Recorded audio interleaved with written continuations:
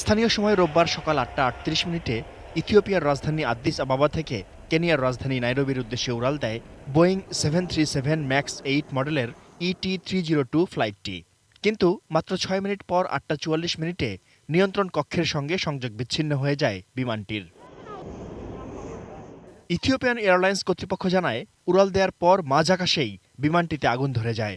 সমস্যা হচ্ছে জানিয়ে ফিরে আসার জন্য রিপোর্ট করেছিলেন বিমানটির পাইলট। কিন্তু উত্তর পাওয়ার আগেই আদ্দিস আবাবার ৬২ কিলোমিটার দক্ষিণ পূর্বে বিশফটু শহরের কাছে বিধ্বস্ত হয় সেটি। বোয়িং বিমানটিতে ৩২ জন কেনিয়ার নাগরিক, কানাডার ১৮ জন, আমেরিকা, ইতালি ও চীনের ৮ জন করে ৭ জন ব্রিটিশ, ইথিওপিয়ার ৯ জন, জাতিসংঘের ৪ কর্মকর্তা ছাড়াও ফ্রান্স, মিশর, ভারত, নরওয়ে, বেলজিয়াম, ইন্দোনেশিয়া এবং স্লোভাকিয়া সহ ৩৩টি দেশের নাগরিক ছিলেন। মর্মান্তিক ওই দুর্ঘটনার পর তল্লাশি ও উদ্ধার অভিযান চলছে। নিহতদের পরিবারের প্রতি শোক জানিয়েছেন ইথিওপিয়ার প্রধানমন্ত্রী আবিই আহমেদ ও কেনিয়ার প্রেসিডেন্ট উহুরু কেনিয়াত্তা। সমবেদনা জানিয়ে সব ধরনের প্রযুক্তিগত সহায়তার আশ্বাস দিয়েছে বোয়িং কর্তৃপক্ষ। ২০১৬ সালে বাজারে আসে বোয়িং 737 ম্যাক্স 8 মডেলের বিমানটি।